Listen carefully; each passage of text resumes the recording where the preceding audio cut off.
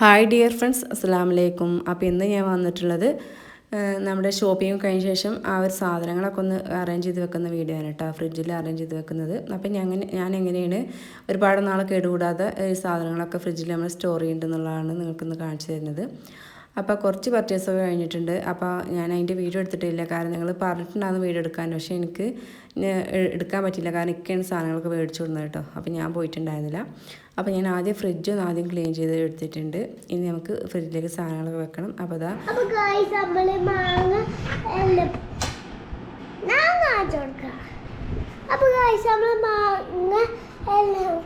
മുളക് പൊടി പിന്നെ ഉപ്പിട്ടിട്ട് അപ്പം ഞാൻ എന്നാട് മാറിയ സമയം കൊണ്ട് അവർ രണ്ടുപേരും കൂടിയിട്ട് ക്യാമറ ഒക്കെ എടുത്തിട്ട് വീഡിയോ എടുത്താണ് കേട്ടോ. അപ്പോൾ അങ്ങനെ തന്നെ ഇതിലിട്ടാണ്.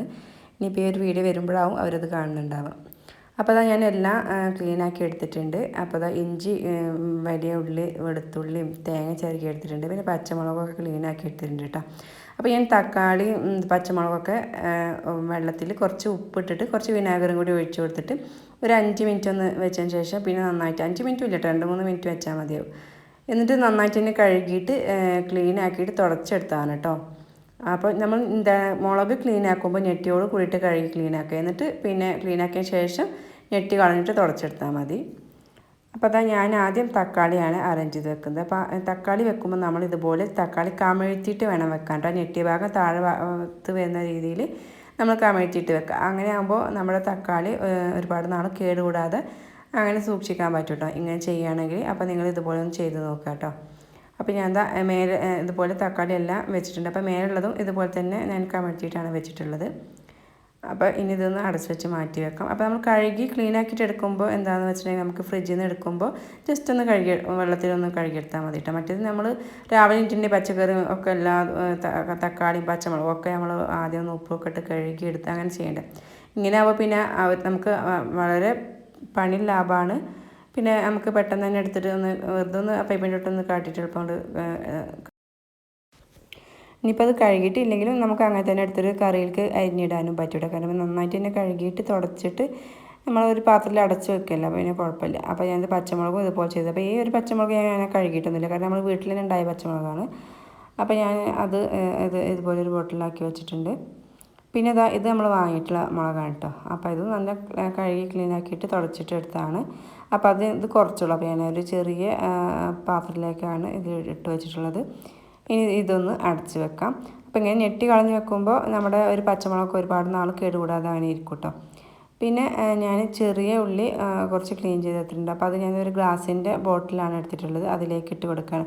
അപ്പോൾ ചെറിയ ഉള്ളിയൊക്കെ നമ്മൾ തൊലി കളയാൻ വേണ്ടിയിട്ട് ഒന്ന് ജസ്റ്റ് വെള്ളത്തിലിട്ടിട്ട് ഒന്ന് തൊലി കളഞ്ഞെടുത്താൽ മതി കേട്ടോ. പെട്ടെന്ന് തന്നെ തൊലി പോരും. പിന്നെ നമുക്ക് കണ്ണ് നീറൊന്നുമില്ല അങ്ങനെ ചെയ്യുമ്പോൾ കേട്ടോ.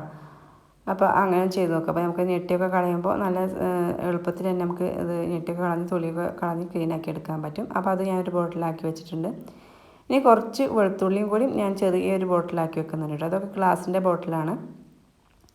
അപ്പോൾ വെളുത്തുള്ളി ഞാൻ പേസ്റ്റ് ആക്കിയിട്ട് എടുക്കുന്നുണ്ട്, ചതച്ചിട്ട്. പിന്നെ കുറച്ച് ഇതുപോലെ ഒന്ന് മാറ്റി വെക്കുന്നുണ്ട് കേട്ടോ. ഇനി നമ്മൾ വെളുത്തുള്ളി അരിഞ്ഞിടാനുള്ള വല്ല ഐറ്റംസുകളൊക്കെ ഉണ്ടാക്കുമ്പോൾ അങ്ങനെ എടുക്കാൻ വേണ്ടി ഇതുപോലെ ചെറിയൊരു ബോട്ടിലേക്കുള്ള ഒരു വെളുത്തുള്ളി മാത്രം ഞാൻ മാറ്റി വെക്കുന്നുണ്ട്.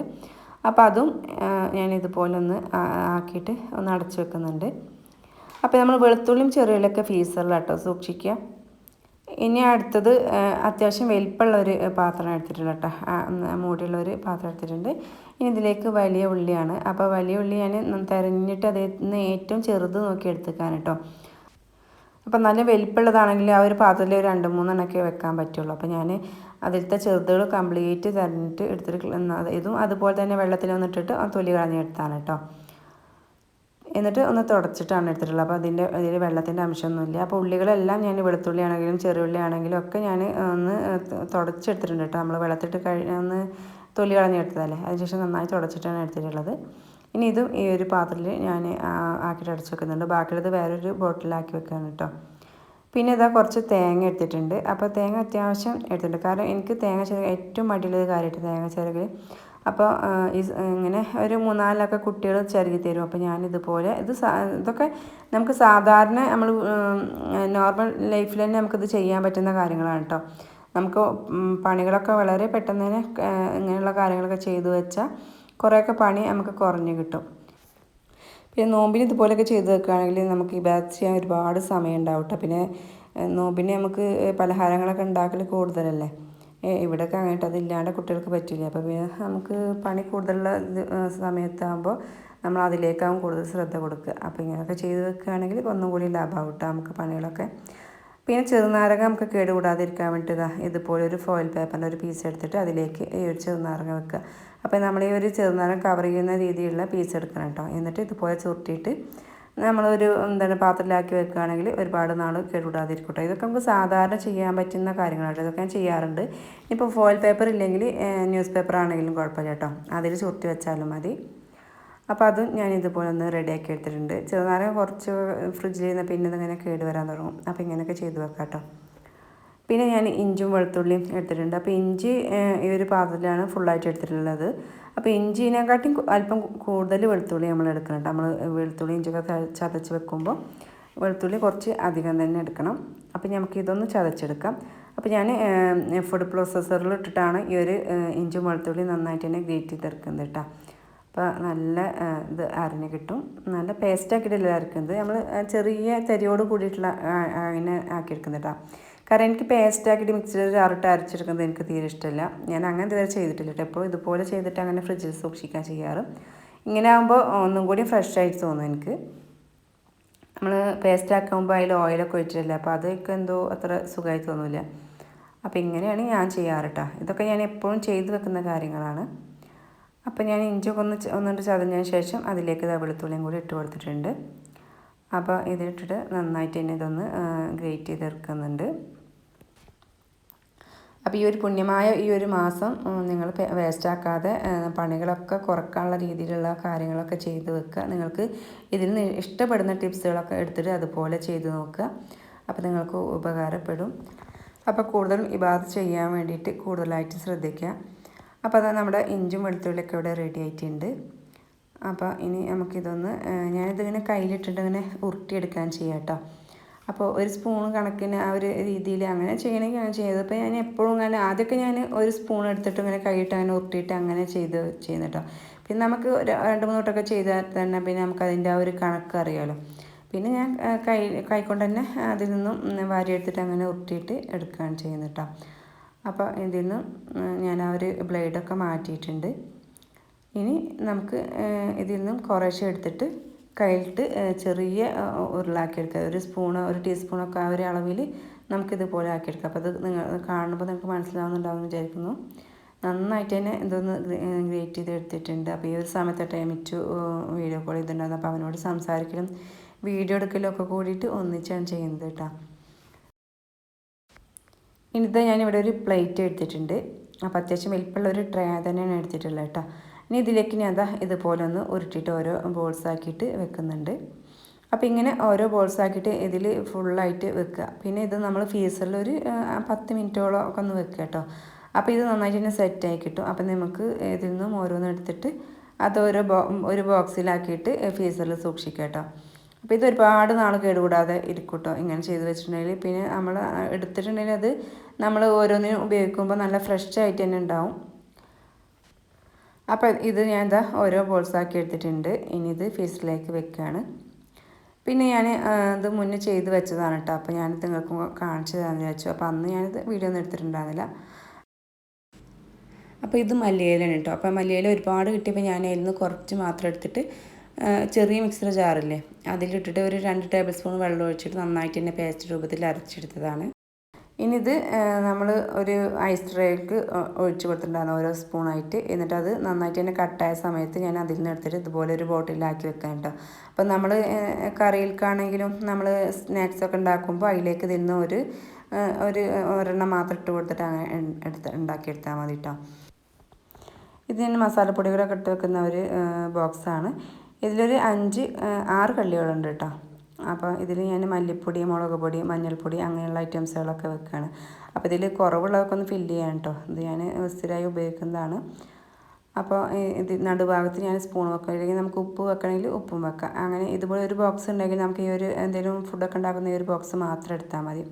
പിന്നെ ഇതിൻ്റെ മസാല ബോക്സാണ് കേട്ടോ. അപ്പോൾ ഇതിലാണ് ഞാൻ ഇതുപോലുള്ള സാധനങ്ങൾ വെച്ചിട്ടുള്ളത്. പട്ട, ഗ്രാമ്പു, ഏലക്ക അങ്ങനെയുള്ളത്. അപ്പോൾ ഏലക്ക കഴിഞ്ഞിട്ടുണ്ട്. അപ്പോൾ ഏലക്ക ഇതിൻ്റെ നടുഭാഗത്ത് ഒരു കള്ളിയിലാണ് ഏലക്ക ഇടാറ് കേട്ടോ. പിന്നെ ഇതാ ഡ്രൈ ലെമനും ഇട്ട് കൊടുത്തിട്ടുണ്ട്. അപ്പോൾ ഇതിൽ കുറവുള്ള സാധനങ്ങളൊക്കെ ഒന്ന് ഇട്ട് കൊടുക്കാൻ കേട്ടോ.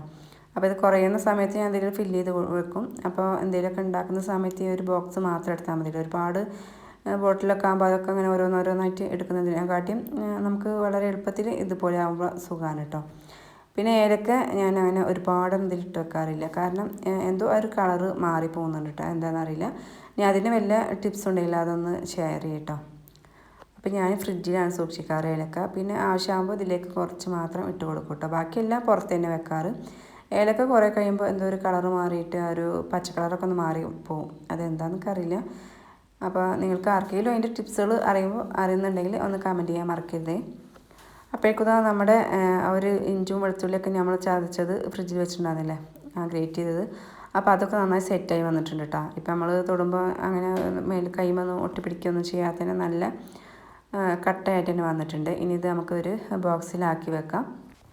ഇത് നമ്മൾ കറിയിൽക്കൊക്കെ എടുക്കുന്ന സമയത്ത് നമുക്ക് ഇതിൽ നിന്ന് ഓരോന്നായിട്ട് തന്നെ എടുക്കാൻ പറ്റും കേട്ടോ. ഒന്നിച്ച് അങ്ങനെ ഒട്ടിപ്പിടിക്കുകയൊന്നും ചെയ്യില്ല. നമുക്ക് ഇതിൽ നിന്ന് ഓരോന്നായിട്ട് തന്നെ അടർത്തി എടുക്കാൻ പറ്റും കേട്ടോ. അങ്ങനെ ഇതിലൊക്കെ കൂടിയിട്ട് ഇതുപോലെ ബോക്സിൽ ഇങ്ങനെ ഓരോ ഉരുളയും ആക്കി വെക്കുകയാണെങ്കിൽ അതിൽ ഒട്ടിപ്പിടിക്കില്ല, എടുക്കാൻ ബുദ്ധിമുട്ടുണ്ടോ അങ്ങനെയുള്ള സംശയങ്ങളൊക്കെ ഉണ്ടാവും. അങ്ങനത്തെ ഒരു പ്രശ്നം ഇല്ല കേട്ടോ. നമുക്ക് ഇതിൽ നിന്ന് ഓരോന്നായിട്ട് തന്നെ വിട്ട് കിട്ടും. അങ്ങനെ നമുക്ക് കറിയിലേക്ക് ഇടാം. ഇനിയിപ്പോൾ ഇതിൻ്റെ പകുതി മതിയെങ്കിൽ ആ ഒരു സമയത്ത് തന്നെ നമ്മൾ കത്തി കൊണ്ടുവന്നുകൊണ്ട് നടുഭാഗം ഒന്ന് കട്ട് ചെയ്ത് കൊടുത്താൽ മതി. ഒരു 1/2 ടീസ്പൂണൊക്കെ നമ്മൾ ഇടുന്നത് വെച്ചെങ്കിൽ അങ്ങനെയൊക്കെ ചെയ്യാം കേട്ടോ. അപ്പോൾ അതും ഞാൻ ബോക്സിലാക്കി വെക്കുന്നുണ്ട്. പിന്നെ അതാ നമ്മൾ ഫ്രിഡ്ജിൽ നിന്ന് എടുത്തിട്ട് ഇതിൽ നിന്ന് ഇങ്ങനെ ഇതുപോലെ ഓരോന്ന് എടുത്തിട്ട് കറിയിലിട്ടാൽ മതി. അങ്ങനെ അതും റെഡി ആയിട്ടുണ്ട്. പിന്നെ ഞാൻ കുറച്ച് കണ്ണിമാങ്ങ കിട്ടിയിട്ടുണ്ടായിരുന്നു. അപ്പോൾ അതൊന്ന് ഉപ്പിലിട്ട് വെക്കാമെന്ന് വിചാരിച്ചു. പിന്നെ നോമ്പിനൊക്കെ നമ്മൾ അത്താഴത്തിന് എണീറ്റിട്ടുണ്ടെങ്കിൽ ഇതുപോലെ ഉപ്പിലിട്ടത് അച്ചാറിട്ടതൊക്കെ ഇഷ്ടമുള്ളവരുണ്ടാവില്ല. ഇവിടെ അച്ചാറിട്ടൊന്നും അങ്ങനെ ചിലവാവില്ല കേട്ടോ. ഉപ്പിലിട്ടാണെങ്കിലും ഒക്കെ എല്ലാവരും അങ്ങനെ കഴിക്കുകയും ചെയ്യും. പക്ഷേ അച്ചാർ ഒന്നും അങ്ങനെ അധികം ആർക്കും ഇഷ്ടമല്ല. അപ്പോൾ അങ്ങനെ ഇഷ്ടമുള്ളവരാണെങ്കിൽ ഇതുപോലൊക്കെ മാങ്ങൊക്കെ ഉണ്ടെങ്കിൽ അതൊക്കെ ഒന്ന് ഇട്ട് വെക്കുക. അപ്പോൾ ഞാൻ എരിവിന് വേണ്ടിയിട്ട് 2-3 മുളകും കൂടി ഇട്ട് കൊടുക്കുന്നുണ്ട്. പിന്നെ ക്യാരറ്റ്, ബീട്രൂട്ട്, പിന്നെ നെല്ലിക്ക അതൊക്കെ ഇഷ്ടമുള്ളവരാണെങ്കിൽ അതൊക്കെ ഒന്ന് ഉപ്പിലിട്ട് വെക്കുക കേട്ടോ. നമുക്ക് അവർ അത്താഴ സമയത്ത് കഴിക്കാൻ ഇഷ്ടമുള്ളവരാണെങ്കിൽ അതൊന്ന് ഇടയ്ക്കൊന്ന് കടിച്ച് കഴിക്കാൻ ഒരു രസമല്ലേ. ഇവിടെ കുട്ടികൾക്കൊന്നും അത്ര വലിയ ഇഷ്ടമല്ല അച്ചാറൊന്നും. ഇതുപോലെ ഉപ്പിട്ടാണെച്ചെങ്കിൽ അവരൊക്കെ ഇട്ട് അവർ കഴിക്കും. അപ്പോൾ ഇതിലേക്ക് ഞാൻ കല്ലുപ്പ് ഇട്ട് കൊടുക്കുന്നുണ്ട്. ഇനി ഇതിലേക്ക് ഞാൻ കുറച്ച് വിനീഗറും കൂടി ഒഴിച്ച് കൊടുക്കുന്നുണ്ട് കേട്ടോ. അപ്പോൾ പൊടിപ്പ് ഇടുന്നതിനെക്കാട്ടി നല്ല കല്ലുപ്പിടലാണ് കേട്ടോ. അപ്പോൾ ഞാൻ വിനീഗറും കൂടി കുറച്ച് ഒഴിച്ച് കൊടുക്കുന്നുണ്ട്. ഇനി സാധാ പച്ചവെള്ളമാണ് ഒഴിച്ച് കൊടുക്കുന്നത് കേട്ടോ. കാരണം തിളച്ച വെള്ളം തണുത്തതിന് ശേഷം ഒഴിച്ചു അങ്ങനെ ചെയ്യുന്നവരുണ്ട് കേട്ടോ. ഇതൊന്നും അധികം നേരം ഉണ്ടാവില്ല, പെട്ടെന്ന് തന്നെ കാലിയാക്കി ഇട്ടിട്ടോ. ഇത് ഒരുപാട് ദിവസമൊന്നും അങ്ങനെ നീണ്ടു നിൽക്കില്ല കേട്ടോ. ഇങ്ങനെ ഉപ്പിലിട്ടൊക്കെ ആവുമ്പോൾ പെട്ടെന്ന് തന്നെ തീർന്ന് കിട്ടും. അപ്പോൾ അതും അവിടെ റെഡി ആയിട്ടുണ്ട്. ഇനി ഞാൻ ഫ്രൂട്ട്സൊക്കെ ഒന്ന് സെറ്റ് ചെയ്ത് കാണിച്ചു തരാം. അപ്പോൾ ഞാൻ എൻ്റെ കയ്യിലുള്ള ഫ്രൂട്ട്സ് കേട്ടോ നിങ്ങൾക്ക് കാണിക്കുന്നത്. അപ്പോൾ ഈ ഒരു സപ്പോർട്ടൊക്കെ ഇവിടെ ഉണ്ടായതാണ്. അപ്പോൾ താഴെ വിട്ട് നടുഭാഗം പൊട്ടിയിട്ടുണ്ട് കേട്ടോ. അങ്ങനെ നടുഭാഗം പൊട്ടിയതാകുമ്പോൾ ചില സമയത്ത് അത് കേട് ഉണ്ടാവുക, ഒരു ഭാഗം താഴെ വീണിട്ട്. കാരണം ഒരു ആഴ്ചത്തോളമായി അത് പൊട്ടിച്ചിട്ട്. അപ്പോൾ ഇപ്പം അങ്ങനെ പഴുക്കൽ തുടങ്ങിയിട്ടുള്ളൂ. അപ്പോൾ ഞാൻ ഈ ഒരു പപ്പായ കട്ട് ചെയ്തിട്ട് ഇതുപോലത്തെ ഒരു പാത്രത്തിലാക്കി വെക്കുകയാണ്. ഒരു അടപ്പുള്ള പാത്രത്തിലാക്കി വെക്കാൻ കേട്ടോ. ഇതൊക്കെ ഇങ്ങനെ നമ്മൾ ഫ്രൂട്ട്സൊക്കെ ഇതുപോലെ ഇങ്ങനെ കട്ട് ചെയ്തിട്ട് ഫ്രീസറിൽ വെക്കുകയാണെങ്കിൽ നമ്മൾ ഷേക്കോ ജ്യൂസൊക്കെ ഉണ്ടാക്കുന്ന സമയത്ത് നമുക്ക് പിന്നെ ഇതിലേക്ക് തണുത്ത വെള്ളമോ ഐസൊന്നും ഇട്ട് കൊടുക്കേണ്ട ആവശ്യമില്ല. കാരണം ഈ ഫ്രൂട്ട്സിന് നന്നായിട്ട് തന്നെ തണുപ്പുണ്ടാവും. പിന്നെ ഇതിലേക്ക് പാലൊഴിച്ച് കൊടുത്തിട്ട് അടിച്ചെടുത്താൽ മാത്രം മതി കേട്ടോ. അപ്പോൾ ഇനിയിപ്പോൾ ഇത് ഫ്രിഡ്ജിൽ വെച്ചാൽ ഒരു ടേസ്റ്റ് കുറവുണ്ടാവും എന്നൊക്കെ തോന്നുന്നുണ്ടാവും. അങ്ങനെ ഒന്നുമില്ല. ഇത് ഫ്രിഡ്ജിൽ വെച്ചിട്ട് ഇതിന് ടേസ്റ്റ് കുറവൊന്നും ഉണ്ടാവില്ല. അപ്പോൾ എൻ്റെ കയ്യിൽ 2 പഴം ഉണ്ടായിരുന്നു. അപ്പോൾ അതും ഇതുപോലെ ഒന്ന് കട്ട് ചെയ്തിട്ട് ഞാൻ ചെറിയൊരു ബോക്സിലാക്കി വെക്കുകയാണ്. അപ്പോൾ ചെറുപഴമാണെങ്കിലും നേന്ത്രപ്പഴമാണെങ്കിലും റോബസ്റ്റ് ആണെങ്കിലും അങ്ങനെ ഏത് പഴമാണെങ്കിലും ഇതുപോലെ കട്ട് ചെയ്തിട്ട് നമുക്ക് ഇതുപോലെ ബോക്സിലാക്കി വെക്കാം കേട്ടോ. അപ്പോൾ ഒരു ജ്യൂസ് അടിക്കുന്ന സമയത്ത് ഷേക്കൊക്കെ ഉണ്ടാക്കുന്ന സമയത്ത് നമുക്ക് വളരെ എളുപ്പത്തിൽ തന്നെ എടുത്തിട്ട് ജ്യൂസൊക്കെ അടിക്കാനൊക്കെ പറ്റും. അപ്പോൾ ഇങ്ങനെയൊക്കെ ഒന്ന് ഉണ്ടായി ചെയ്ത് വെക്കാം കേട്ടോ. പിന്നെ വീട്ടിലുണ്ടായ ഫ്രൂട്ട്സൊക്കെ ആണെന്നുവെച്ചെങ്കിൽ നമുക്ക് നോമ്പിന് ജ്യൂസ് അടിക്കാനൊക്കെ ഇനിയിപ്പോൾ എന്താ ചെയ്യുക, ആ ഒരു സമയമാകുമ്പോഴത്തേക്കും എന്തൊക്കെ കഴിയില്ല എന്നുള്ള ഒരു ടെൻഷനൊക്കെ ഉണ്ടാവും ചിലർക്ക്. അപ്പോൾ ഇതുപോലെയൊക്കെ ഒന്ന് ചെയ്ത് വെക്കുകയാണെങ്കിൽ നമുക്ക് നോമ്പിനും നമ്മുടെ വീട്ടിലുള്ള ഫ്രൂട്ട്സും കാര്യങ്ങളൊക്കെ നമുക്ക് ജ്യൂസ് അടിച്ചിട്ടും പിന്നെ ഷേക്ക് ഉണ്ടാക്കിയിട്ടൊക്കെ കഴിക്കാം കേട്ടോ. പിന്നെ ഫ്രൂട്ട് സലാഡിലൊക്കെ കട്ട് ചെയ്തിടണമെങ്കിൽ അങ്ങനെ ഇടാം. അപ്പോൾ ഞാൻ ഈ ഒരു സപ്പോർട്ടയും ഇതുപോലെ സ്പൂണായിട്ട് ഇങ്ങനെ എടുക്കുകയാണെന്ന് വെച്ചാൽ ഞാൻ എപ്പോഴും ഇങ്ങനെ തന്നെ എടുക്കാറ് കേട്ടോ. അപ്പോൾ അതിൽ നിന്ന് കുരുവൊക്കെ മാറ്റണം കേട്ടോ. എന്നിട്ട് ഇതിലത്തെ കഴമ്പ് മാത്രം ഇതിലേക്ക് ഇട്ട് കൊടുക്കുകയാണ്. അപ്പോൾ ഇങ്ങനെയൊക്കെ നമുക്ക് ചെയ്യാൻ പറ്റുന്ന കാര്യങ്ങളൊക്കെ ചെയ്ത് വെക്കുക. അപ്പോൾ നമുക്ക് പണിയൊക്കെ ഒരുപാട് കുറഞ്ഞ് കിട്ടും. പിന്നെ ഇപ്രാവശ്യത്തെ നോമ്പ് പറഞ്ഞാൽ നല്ല ചൂടിലാണ് വരുന്നത്. അപ്പോൾ തന്നെ നമുക്ക് സ്ത്രീകൾക്ക് ഇപ്പോൾ നല്ല ക്ഷീണം ഉണ്ടാവും. കാരണം നമ്മൾ അടുക്കളയിൽ കിച്ചണിലല്ല പണിയെടുക്കുന്നത്. അപ്പോൾ അതിൻ്റെ ആ ഒരു ചൂടും കാര്യങ്ങളും തന്നെ ഉണ്ടാവും. അപ്പോൾ ഇതുപോലെ നമുക്ക് ചെയ്യാൻ പറ്റുന്ന കാര്യങ്ങളൊക്കെ ചെയ്ത് വെക്കുക. ഇനി ഇതൊക്കെ ചെയ്ത് ഫ്രിഡ്ജിൽ വെച്ചിട്ട് കഴിക്കുന്നത് അതിനെക്കാട്ടി നല്ലത് ഫ്രഷ് ആയിട്ട് അങ്ങനെ ഉണ്ടാക്കാൻ താല്പര്യമുള്ളവർ അങ്ങനെ ചെയ്യാം കേട്ടോ. അങ്ങനത്തെവരാണെങ്കിൽ ഈ ഒരു വീഡിയോ ഒക്കെ കാണണമെന്നില്ല. ഇത് ചെയ്യാൻ താല്പര്യമുള്ളവരും ചെയ്താൽ കുഴപ്പമില്ലാന്ന് തോന്നുന്നവർ മാത്രം ഈ ഒരു വീഡിയോ ഒക്കെ കണ്ടിട്ട് ഇതുപോലെയൊക്കെ ഒന്ന് ചെയ്ത് നോക്കുക. അപ്പോൾ ഞാൻ സപ്പോർട്ട് ഇതുപോലെ കട്ട് ചെയ്തെടുത്തിട്ടുണ്ട്. ഇനി ഇതൊന്ന് അടച്ചു വെക്കുകയാണ്. അപ്പോൾ ഇത്രയൊക്കെയാണ് ഇന്നത്തെ എൻ്റെ വീഡിയോൻ്റെ വിശേഷങ്ങൾ. വീഡിയോ ഇഷ്ടമായിട്ടുണ്ടാവുമെന്ന് കരുതുന്നു. എൻ്റെ വീഡിയോ ആദ്യമായിട്ട് കാണുന്ന കൂട്ടുകാരൊക്കെ പ്ലീസ് ഒന്ന് സബ്സ്ക്രൈബ് ചെയ്ത് സപ്പോർട്ട് ചെയ്യുക.